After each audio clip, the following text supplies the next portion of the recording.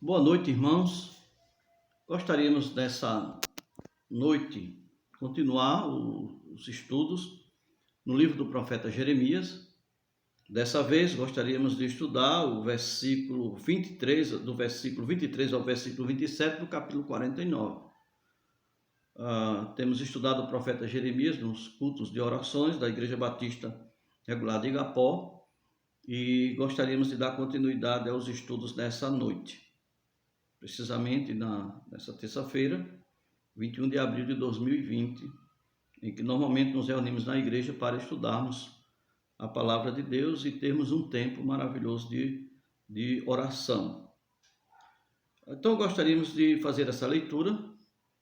Dessa vez, trataremos sobre uma profecia de um juízo de Deus sobre Damasco. Então, vamos ler a palavra do Senhor. A respeito de Damasco, envergonhou-se Ramate e Arpade, e, tendo ouvido mais novas, cambaleiam são como o mar agitado que não se pode sossegar. Enfraquecido está Damasco, virou as costas para fugir e tremor a tomou. Angústia e dores a tomaram, como da que está de parto. Como está abandonada a famosa cidade, a cidade do meu folguedo. Portanto, cairão os seus jovens nas suas praças, todos os homens de guerra serão reduzidos a silêncio naquele dia, diz o Senhor dos Exércitos. Acenderei fogo dentro do muro de Damasco, o qual consumirá os palácios de Ben-Hadad. Que Deus abençoe a porção lida em cada coração nesta noite.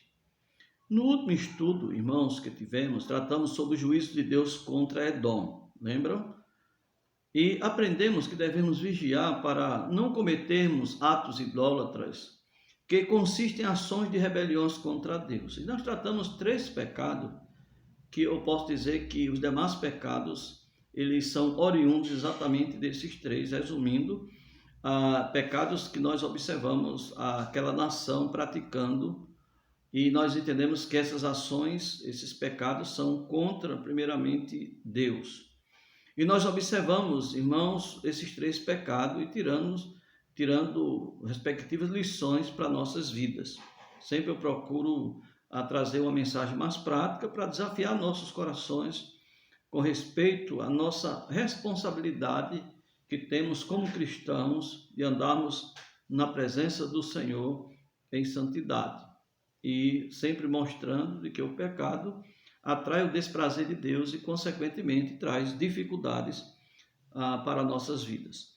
E nós vimos os 3 pecados de ingratidão, saber próprio e soberba. Esses 3 pecados nós observamos lendo a última mensagem do profeta Jeremias, no capítulo 49, o texto que veio do versículo 14, ou do versículo 7, melhor dizendo, até o versículo 22. Então nós trouxemos à tona o pecado, não apenas tratamos o que a Bíblia vem falando, né, com respeito àquilo que justificava o juízo de Deus contra Edom. Só lembrando aos irmãos que Deus ele nunca disciplina ou traz castigo, juízo sobre quem quer que seja, sem que primeiro traga a ciência, a consciência desse povo, os seus pecados, usando profetas, e nós observamos que não foi diferente com nenhuma dessas nações.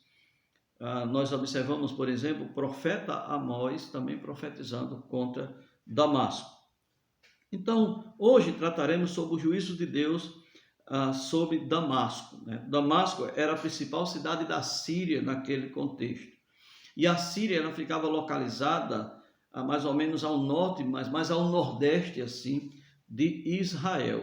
Você pega o mapa de Israel e você vai observar que essas nações que até agora temos estudado, né, do juízo de Deus sobre elas, no profeta Jeremias, estavam mais ao sul e um pouco assim, podemos dizer assim, ao sudoeste da nação de Israel, certo? Sudoeste. Agora nós estamos indo para o norte, né? Estamos seguindo aqui a ordem cronológica aqui do livro do profeta Jeremias.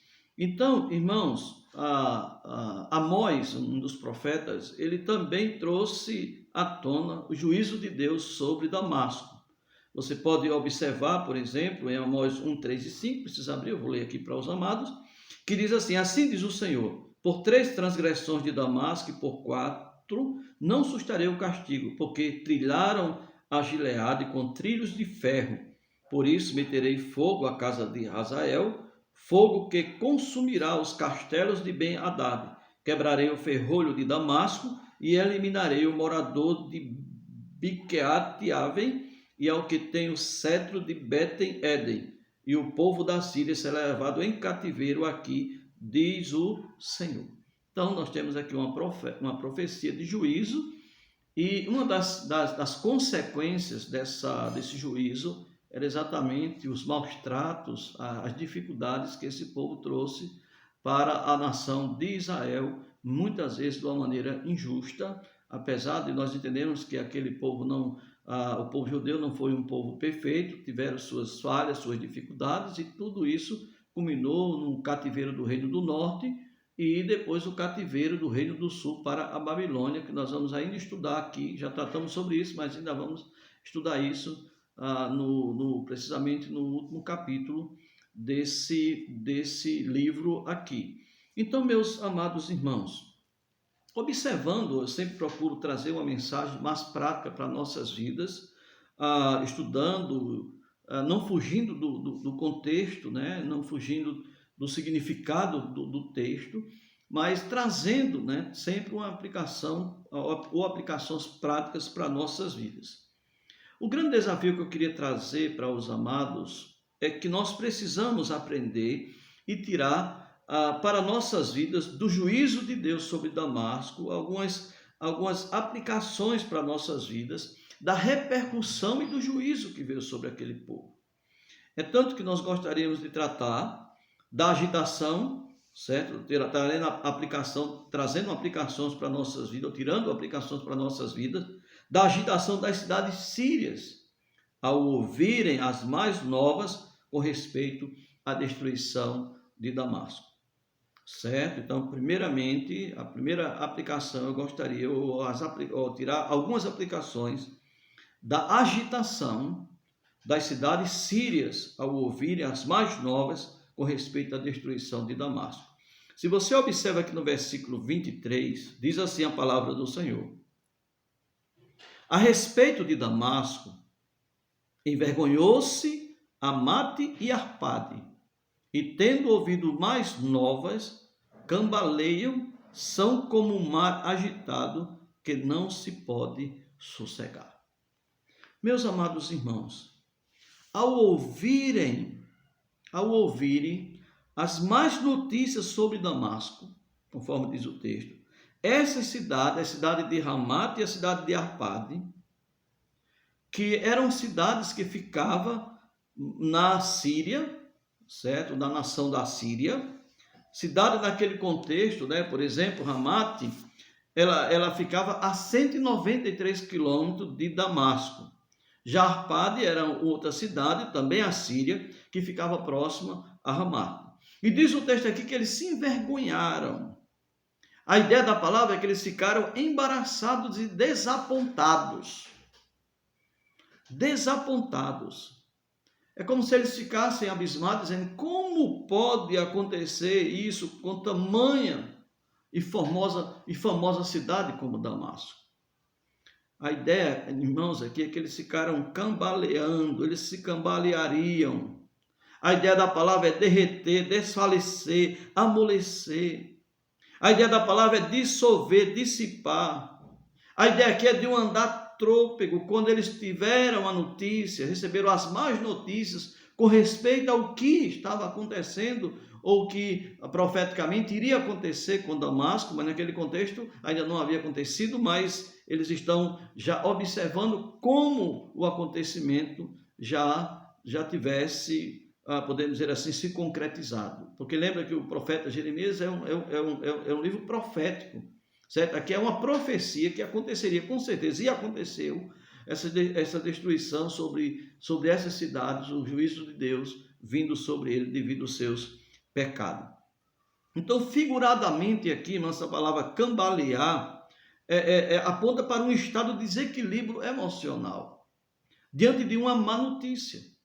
Isso às vezes acontece, né? A gente às vezes está em casa, no nosso seio, de repente a gente recebe uma má notícia e a gente fica sem norte, não é verdade? A gente fica num estado de desequilíbrio emocional, dependendo da notícia que recebemos. Então eles receberam mais notícias. Eles souberam o que havia acontecido com Damasco. E disse que eles se cambalearam aqui, eles derreteram o coração, eles desfaleceram. A ideia aqui é que eles andaram em um desequilíbrio emocional ao ter notícia do que havia acontecido com Damasco. E a continuação do versículo, meus amados irmãos, indica isso. Onde diz, são como um mar agitado, que não se pode sossegar. Nós entendemos, geograficamente, você pode olhar a Síria naquele contexto, eles não eram uma nação que estava, ou pelo menos que ficava à margem, né, do mar. Não era, eles não faziam fronteira com o mar. Mas aqui é figurado, mostrando o estado da agitação daquele povo.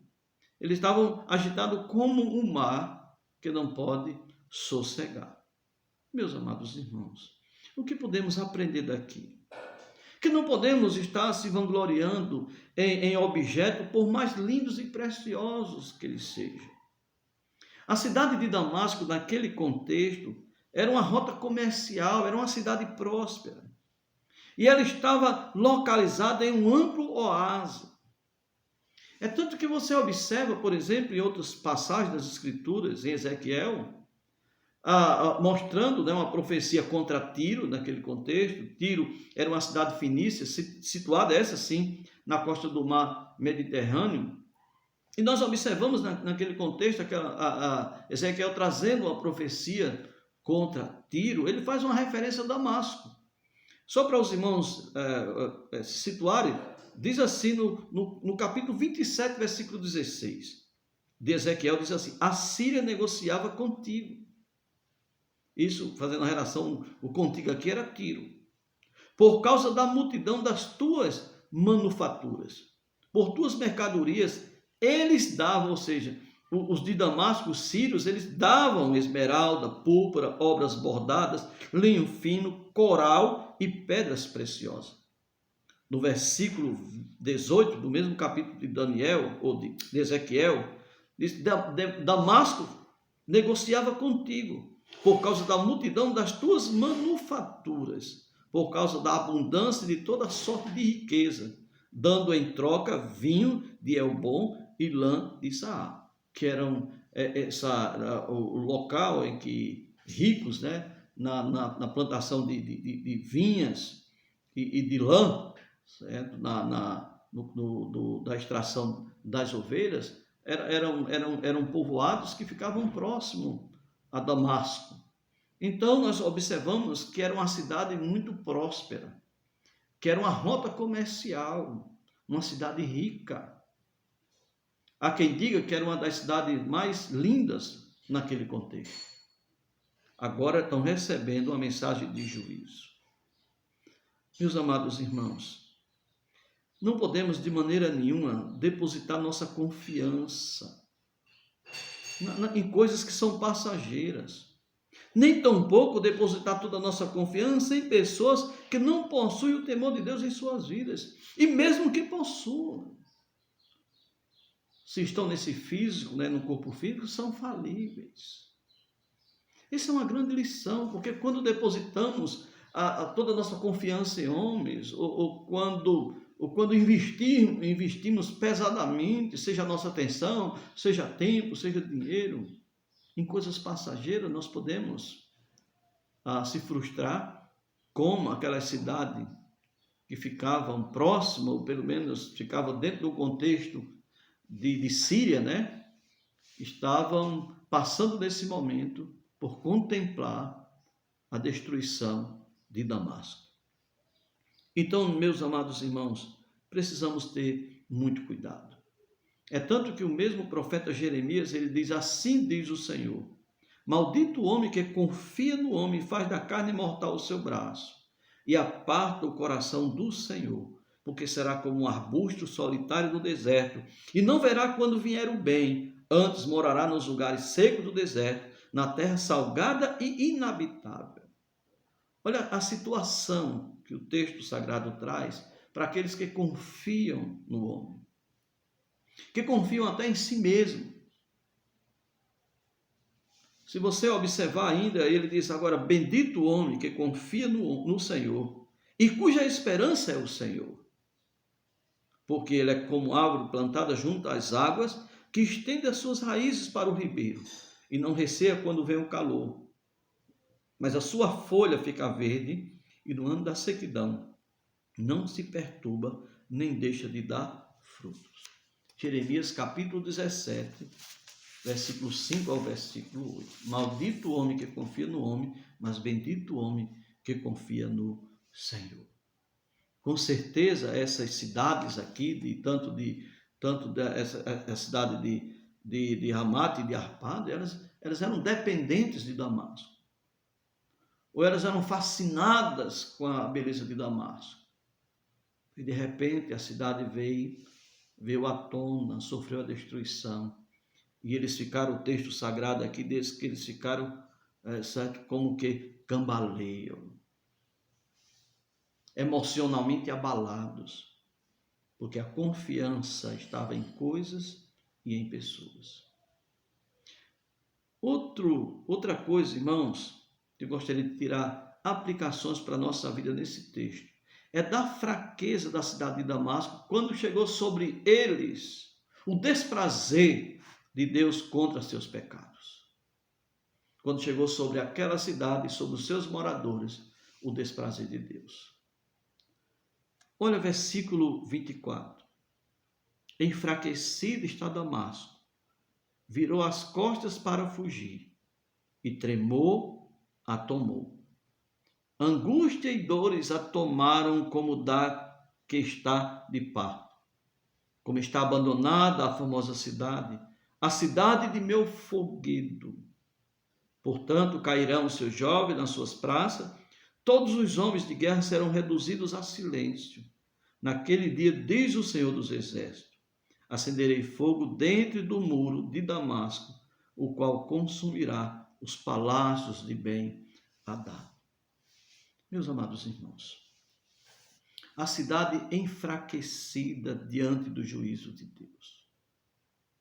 Essa palavra enfraquecida vem do hebraico rafá, que pode ser traduzida também como afundada, como desalentada, como abatida. A cidade estava abatida. Juntamente com esse enfraquecimento, vem a tentativa de fuga, vem o desespero. Primeiro pensamento é: vamos fugir. Tamanha destruição veio sobre aquele povo. Isso devido aqui ao medo e ao tremor, é o que o texto sagrado aqui está nos dizendo. Vem também esse desejo de fuga, esse desespero, vem pela angústia e dores como de uma parturiente.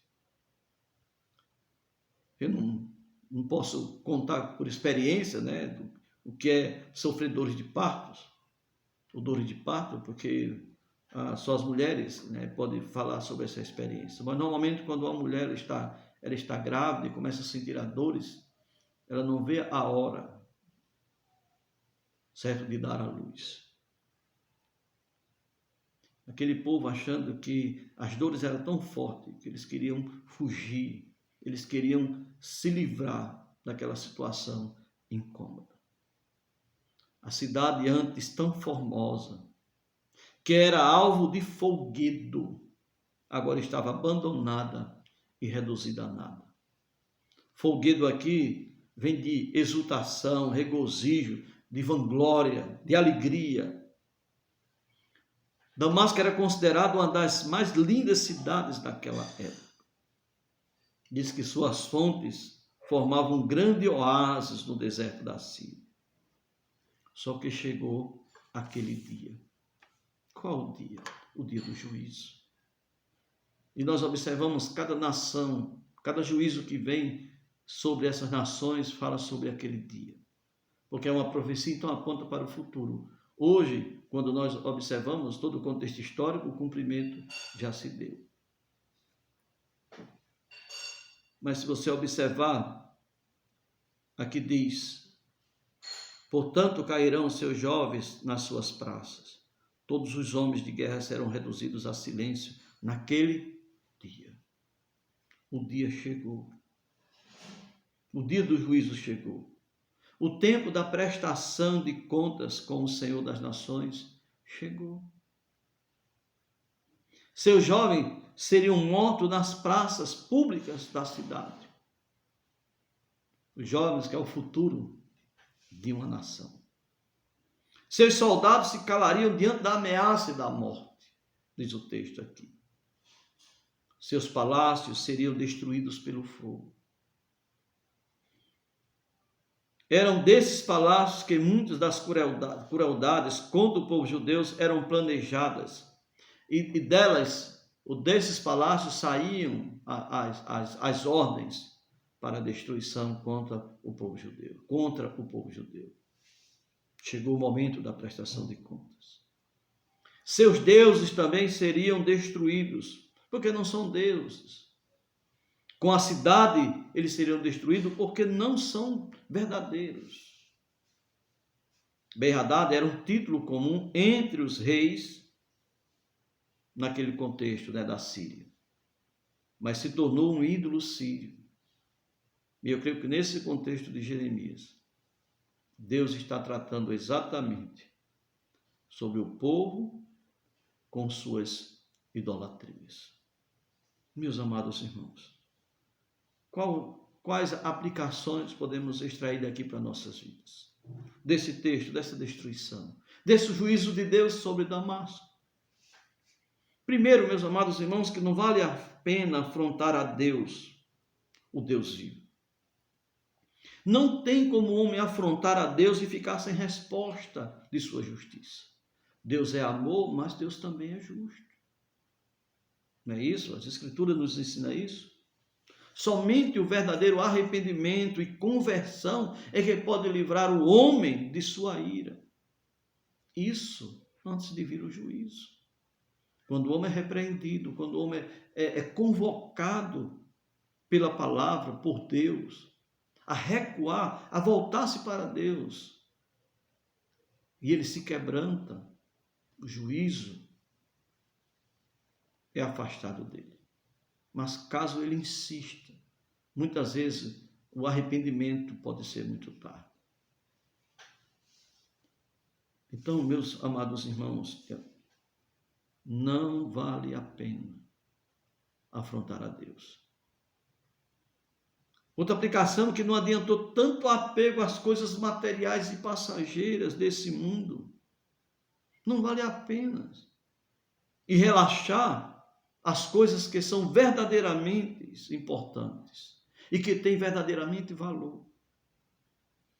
Eu não estou dizendo que uma cidade bonita não possa ser contemplada, nem possa ser visitada.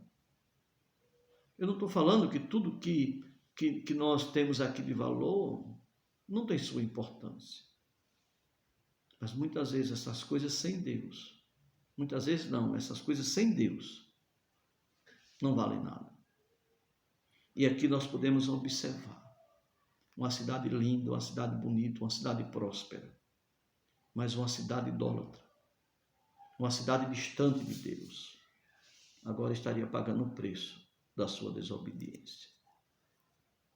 Precisamos ter muito cuidado, meus amados irmãos, com isso. Eles relaxaram o precioso. Eles relaxaram a preciosidade de ter Deus. Eles relaxaram a valorosa palavra de Deus. Como nós podemos fazer isso? Eles relaxaram, negligenciaram a eficácia da oração. Eles relaxaram o verdadeiro e próspero oásis, que será a morada eterna dos salvos, que são descritos, ou essa descrição desse oásis maravilhoso está no livro de Apocalipse. Precisamos observar essas coisas, mas não depositar toda a nossa confiança. Não encher nossos olhos como se não existisse algo mais belo do que as coisas passageiras desse mundo. Deus é mais belo. A oração é mais bela. A palavra é mais bela. O nosso futuro brilhante é mais belo. Para aqueles que se apegam tanto às coisas desse mundo, eu só ler aqui o texto de Apocalipse. O que eles negligenciaram, e tem muitas pessoas que estão negligenciando hoje. Tem muita gente que estão tão apegados, se dizem cristãos, mas estão tão apegados às coisas desse mundo. Estão tão apegados aos homens. Olha o que diz a palavra em Apocalipse 21, 1, 4, diz assim: Vi novo céu e nova terra, pois o primeiro céu e a primeira terra passaram. Olha, irmãos, o que os homens estão negligenciando. O apelo da palavra de Deus é que nos apeguemos, é que fixemos os nossos olhos naquilo que realmente tem valor, porque são valores eternos. Continuando, diz assim: Vi também a cidade santa, Nova Jerusalém, que descia do céu da parte de Deus, ataviada como noiva, adornada para o seu esposo. Então ouvi grande voz vinda do trono, dizendo: Eis o tabernáculo de Deus com os homens. Deus habitará com eles, eles serão povos de Deus, e Deus mesmo estará com eles. E lhes enxugará dos olhos toda lágrima. A morte já não existirá, já não haverá luto, nem pranto, nem dor, porque as primeiras coisas passaram. Apocalipse capítulo 21, versículo 1 a 4. O versículo 18 de Apocalipse 21 diz assim: A estrutura da muralha da cidade é de jaspe. Também a cidade é de ouro puro, semelhante a vidro límpido. Olha o versículo 21, diz assim, trazendo descrição dessa cidade, desse verdadeiro oásis. As 12 portas são 12 pérolas, e cada uma dessas portas de uma só pérola. A praça da cidade é de ouro puro, como vidro transparente. Apocalipse 21, versículo 1 diz, 22, versículo 1 diz: Então me mostrou o rio da água da vida, brilhante como cristal, que sai do trono de Deus e do Cordeiro. Meus amados irmãos, grande lição, olha o desespero daquelas cidades envergonhadas quando souberam da destruição de Damasco. Olha a própria cidade de Damasco enfraquecida, tendo seus jovens mortos na praça, os seus soldados, os seus guerreiros, covardemente em silêncios. Olha os palácios, belas estruturas totalmente queimadas. Olha os deuses daquele povo sendo afrontados e levados cativos com eles, porque não são Deus. Precisamos ter muito cuidado, meus amados irmãos. Precisamos ter muito cuidado, precisamos tirar aplicações práticas para nossas vidas de cada juízo de Deus sobre cada uma dessas nações e cidades. Não vale a pena afrontar o Senhor e rejeitar seus ensinos. Um dia a conta chega. Para você que está frio, para você que está se afastando, pouco desanimado, se anime. Não vale a pena. Valorize aquilo que realmente tem valor. As coisas desse mundo passam. O mundo passa, bem como as suas concupiscências, mas aquele que faz a vontade do Senhor prevalece para sempre. Lembra que Jesus Cristo diz que aproveita o homem ganhar o mundo inteiro e perder a sua alma. Nada disso aproveita. Uma cidade tão bonita, tão formosa, tão famosa, tão rica, tão próspera. Um oásis com suas fontes. Trazia uma beleza ímpar para aquela cidade. Mas eles negligenciaram aquilo que realmente tem valor, que é Deus. Aquilo que realmente é precioso, que é a palavra. Aquilo que realmente que é eficaz, que é a oração. Aquele que realmente tem poder, que é o Espírito Santo. Aquilo que é verdadeiramente oásis, que é o estado eterno, a nossa espera. Nova Jerusalém, uma cidade em que as ruas são de ouro e os rios de cristais. Que maravilha, meus amados irmãos. Gostaria de terminar desafiando a cada um de nós que vale a pena dedicar-se àquele e àquilo que realmente tem valor eterno. Não estou dizendo que não podemos de maneira nenhuma olhar as coisas desse mundo, mas sempre tendo consciência de que elas são passageiras, de que não vale a pena afrontar a Deus. Essas nações afrontaram, essas cidades, grandes cidades, afrontaram a Deus. E um dia chegou a conta. Porque Deus é amor, mas Deus também é justiça. Não podemos de maneira nenhuma olhar para Deus e não observar os seus atributos e chegar à seguinte conclusão: Ele é 100% amor, mas Ele é 100% perfeito. Ele é 100% justo. Ele é perfeitamente amor, mas Ele é perfeitamente justo. Então fica aqui o desafio para nossas vidas. Grandes aplicações podemos atrair ou tirar para nossas vidas desse texto. Que Deus maravilhosamente abençoe nossas vidas. Santo Deus, eterno Pai, louvamos ao Senhor por todo o teu cuidado. Queremos agradecer ao Senhor, Pai, por esse estudo. Poucos versículos, mas que traz, Senhor Deus, uma grande destruição sobre uma cidade que se vangloriava na sua beleza, na sua prosperidade, mas que não valorizou aquilo que realmente é precioso. O Senhor é precioso. Jesus é precioso. Tua palavra é preciosa. A oração é preciosa. E temos a promessa da vida eterna. O Senhor tem prometido àquele que crê que um dia estaremos habitando em um lugar, Senhor Deus, maravilhoso. Continua abençoando nossas vidas e nos ajudando a focalizar no eterno em vez do passageiro. E sendo sempre cuidadosos, Senhor Deus, de não estarmos afrontando o Senhor com nossos pecados. Sei que somos salvos em Cristo Jesus. Nossos pecados já foram perdoados, mas nós podemos ainda ter dificuldade. Não que isso vai, Senhor Deus, trazer complicações com respeito a uma eternidade contigo, porque isso já foi resolvido. Mas como cristãos, como servos do Senhor, precisamos ter muito cuidado no que estamos plantando, Senhor Deus, porque podemos colher ainda nesse contexto de vida terrena. Quantos e quantos não estão desanimados, sem a alegria da salvação, mesmo sendo salvos.